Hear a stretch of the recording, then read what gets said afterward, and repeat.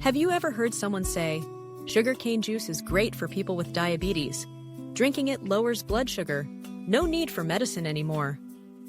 Or others even passing along the idea, sugarcane juice is a natural remedy. The more you drink, the healthier you get. Detoxifies the body, cools the liver, beautifies the skin. But is that really true? Dear friends, sugarcane juice, that seemingly harmless sweet drink, is it really good for people with diabetes? Or is it silently harmful in a way few realize? In today's video, we invite you to join us in examining the facts based on scientific analysis, so we don't confuse feeling good with being truly safe. I sincerely hope you'll watch until the end of the video so you don't miss any important information, especially the final part, where I'll clearly share who should drink it and who absolutely should not use sugarcane juice. And if this is your first time visiting Song Kwe Moinge, live healthy every day, please hit the subscribe button and turn on the notification bell, so each day you'll receive gentle, easy to understand, and practical health advice. If you find today's video helpful, you can leave a comment with the number 1 below to support me. But if the content isn't great yet or is missing anything, I truly welcome your sincere feedback, so I can improve and make this channel better each day. Before we begin, allow me to send you warm wishes for lots of health, peace of mind, and a life lived actively, and positively every single day. Now, let's get started. Before diving into the main topic, allow me to share a bit so you can better understand the nature of diabetes, because only when we understand how it harms can we grasp why a glass of sugarcane juice, though seemingly harmless, might actually worsen the disease. Diabetes, also known as diabetes mellitus, is a condition where blood sugar levels remain higher than normal for a prolonged period. The main cause is the body no longer using insulin effectively. Insulin is the key that opens the door for sugar to enter cells, to produce energy. When the insulin key is broken or lacking, sugar cannot enter the cells and instead wanders in the bloodstream, leading to chronic high blood sugar. Excess sugar in the blood is like sand in a pipe, silently eroding blood vessels and damaging many vital organs. The eyes gradually blur due to retinal damage. The kidneys weaken, increasing the risk of kidney failure and dialysis. Cardiovascular system faces high risks of stroke and heart attack. Feet are prone to ulcers, gangrene, some even need amputation. Excess sugar in the blood acts like sand in a pipe, silently damaging blood vessels and organs, worsened by eating too much starch and sweets. The dangerous part is that diabetes progresses very quietly. At first, there's no pain, no fever. So many people don't realize they have it until complications arise. That's why managing sugar intake, especially from drinks like sugarcane juice, is incredibly important. Let me share a real story, which might give you more to think about. It's the case of Uncle Thun, 63 years old, from Tianjin province. He had type 2 diabetes for 5 years, but since he felt fine, he didn't really avoid much. Every morning after his walk, he would stop by a drink stand at the alley's entrance, ordering a cool sugarcane juice to quench his thirst. This became a near daily habit. He shared, "I thought sugarcane juice comes from a plant. How could it be harmful? It's natural, better than bottled soft drinks, right?" I completely understand that mindset, because many people have thought the same way. But one day, Uncle Thun felt dizzy, lost his balance, and had to be rushed to the hospital. After tests, the doctor said his blood sugar had spiked dramatically, along with high blood fats and early retinal damage. When he reflected on his daily sugarcane juice habit, he was shocked. "I never imagined that a drink I thought was good for my liver would end up harming my pancreas and my eyes." His story is a reminder for all of us. For people with diabetes, there's no such thing as a natural drink that can be consumed freely without understanding its ingredients. With that, let's move into the next part, to truly understand what's in sugarcane juice and why it causes such dangerous misunderstandings. Dear friends, to many, sugarcane juice is just a natural, easy-to-drink, easily available, and cheap refreshment. Some even treat it like a tonic, because it contains B vitamins, minerals like potassium, magnesium, and even antioxidants. But what many overlook is this: the main ingredient of sugarcane juice is sugar, and not the slow-absorbing kind, but simple sugars that are absorbed very quickly into the bloodstream. Just 1 glass of sugarcane juice, about 250 milliliters, your average plastic cup, contains 25 to 30 grams of sugar, equivalent to 6 to 7 teaspoons. For healthy people, 1 glass of sugarcane juice can spike blood sugar in just 10 to 15 minutes. And for people with diabetes or prediabetes, this is like pouring gasoline on a fire. But why do so many people believe that sugarcane juice lowers blood sugar? Let me explain clearly. Some people experiencing temporary hypoglycemia, maybe from hunger, exhaustion, or over-medicating, can recover quickly by taking in sugar.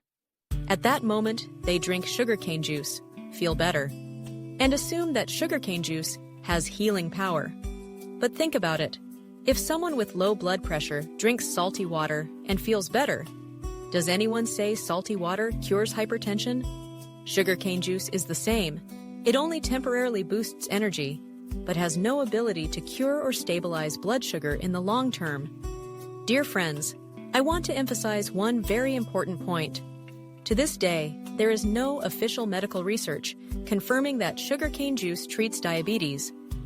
On the contrary, according to many endocrinology experts and reputable diabetes organizations such as the ADA, American Diabetes Association, and the IDF, International Diabetes Federation, people with diabetes should strictly limit intake of drinks with simple sugars, especially sugarcane juice. Why? Because the sugars in sugarcane juice are mainly sucrose, glucose, and fructose, all of which are fast-absorbing simple sugars. Once inside the body, they rapidly raise blood sugar, forcing the pancreas to release more insulin to regulate it. For people with diabetes, whose pancreas is already weak, with insulin production being insufficient or ineffective, this is like overworking an exhausted engine, leading to faster internal decline. If sugarcane juice is consumed frequently over time, the risks include increased visceral fat, fatty liver, dyslipidemia, blood fat disorders, and especially making medication treatment less effective. Some people even have to increase their drug dosage or combine multiple therapies simply because they still believe sugarcane juice is harmless. You see, just one small misunderstanding, if prolonged, can lead to major consequences. That's why, for anyone treating diabetes or prediabetes, drinking sugarcane juice is not a simple refreshment, but a decision that directly affects the entire treatment process. Dear friends, if we don't drink sugarcane juice, then what kind of beverages should people with diabetes consume to both quench thirst and support their health? Below are some suggestions that are easy to find, easy to make, and much safer. 1. Lightly brewed dried lotus leaf tea or stevia water. Dear friends, among traditional herbal drinks that support people with diabetes, lotus leaf tea and stevia water are two relatively safe and easy-to-use options. First, dried lotus leaf. According to traditional medicine, lotus leaf has a mildly bitter taste. A cooling nature helps to clear heat, detoxify, and regulate blood circulation. Some recent studies also show that lotus leaf contains many natural alkaloids, which help reduce fat absorption in the intestines, thereby supporting blood lipid stability. For older adults who often suffer from fatty liver or lipid disorders, drinking light lotus leaf tea daily is a gentle way to improve metabolism. As for stevia, this is a leaf with a sweet taste but contains no calories, making it especially suitable for people with diabetes. Instead of using artificial sweeteners or table sugar, you can boil 2 to 3 dried stevia leaves with warm water, producing a light, sweet flavor that's easy to drink and doesn't raise blood sugar. What's valuable is that stevia has been recognized by both WHO and the FDA as safe for people with diabetes when used in appropriate doses. However, I'd like to note, lotus leaf and stevia should only be used as supportive beverages, not substitutes for medical treatment. When brewing, you should make it light, avoid adding sugar or licorice, and don't drink too much in one day. Used correctly and consistently, this will be a far better choice than sugarcane juice or sugary drinks. 2. Roasted black bean tea, unsweetened. Dear friends, if you're looking for a drink that both cools the liver and is safe for diabetics, roasted black bean tea is a very worthy option. Black beans, in traditional medicine, have a mildly sweet taste, a cooling nature, diuretic effects, kidney support, heat relief, and swelling reduction.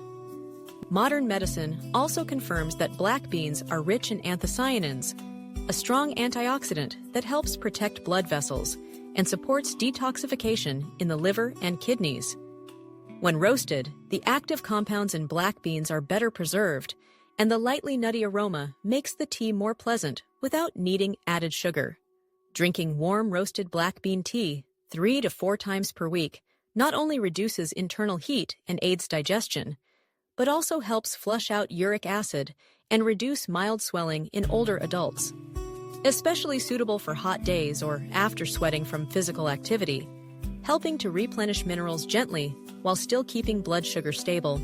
However, I'd like to emphasize, you should use small-sized black beans.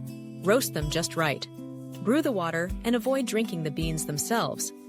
Absolutely do not add sugar or licorice, as it will cancel the benefits and raise blood sugar. For diabetics, consistency, proper use, and correct dosage are more important than seeking some special drink. Roasted black bean tea isn't a medicine, but if used regularly, it will gently support your body from the liver and kidneys to the intestines. 3. Water boiled from bitter melon, bitter gourd.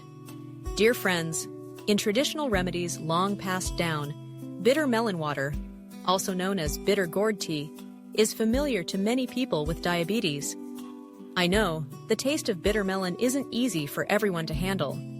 But if you understand its internal medicinal value, perhaps you'll want to stick with it. Bitter melon contains many active compounds like charantin, polypeptide P, and vicine, which naturally help lower blood sugar and improve insulin resistance, the root cause of type 2 diabetes. Additionally, bitter melon helps reduce sugar cravings, regulates glucose metabolism, and gently supports weight control. The method of use is simple. Just take a few slices of dried bitter melon, or fresh thinly sliced. Boil with water, let cool, and drink throughout the day like tea. Some people may find the taste hard to handle at first, but if you brew it light, mildly bitter, your body will adapt more easily. However, I must emphasize, do not overuse, especially for those with low blood pressure. Pregnant women should consult a doctor before use. And of course, bitter melon is only a support for managing blood sugar and is not a replacement for proper medication or diet. When used correctly and consistently, bitter melon water will be a silent but steady helper in your journey toward healthy living with diabetes. 4. Warm filtered water. Spread evenly throughout the day. Dear friends, it may sound simple, but sometimes the simplest habits bring the most sustainable results. Among those, drinking warm filtered water, the right way, spread evenly throughout the day is one of the foundational habits that support blood sugar regulation and reduce the burden on the liver and kidneys. When you drink enough water, the blood becomes more diluted, allowing glucose to circulate more steadily, reducing microvascular clogging, which silently leads to diabetic complications. Especially warm water, at a temperature close to body heat, is more easily absorbed by the body than cold water. Warm water also reduces stomach and kidney stimulation, helping the digestive and excretory systems work more gently and effectively. Each morning, you should start the day with 1 glass of warm water. Drink it slowly, about 30 minutes before breakfast. This is a simple yet effective way to activate digestion, stimulate circulation, and gently cleanse the liver and kidneys after a long night's rest. After that, you should divide the remaining water intake evenly throughout the day, avoiding drinking large amounts at once, especially not too much after 8 p.m. Drinks like warm water or light herbal teas may not be as tasty as sugarcane juice, but they are far more sustainable and safe. especially for those living with chronic conditions. Most importantly, I hope you'll maintain the habit of drinking properly, adequately, but not randomly. Because for diabetics, every drop of water that enters the body needs to be considered carefully. Dear friends, sugarcane juice is a sweet gift from nature, but not everyone can enjoy it freely, especially those living with diabetes. Because for someone with impaired sugar metabolism, every drop of sugarcane juice entering the body doesn't just bring sweetness, but may also become a burden on the liver, pancreas, and blood vessels. So instead of chasing rumors, listen to your body and choose what truly suits your health. If today's video was helpful, please don't hesitate to hit subscribe to the Song Kwe Moinge channel. So every day, we can learn the right things, live healthier, and take more control of our bodies. And if you've watched until the end, I sincerely hope to receive a comment from you below. Type 1. If you found the video helpful and easy to understand, or type 0 if something's still unclear, so I have the chance to improve and share better in future videos. Once again, thank you so much for listening, and I wish you always good health, peace of mind, and a life full of meaning every single day.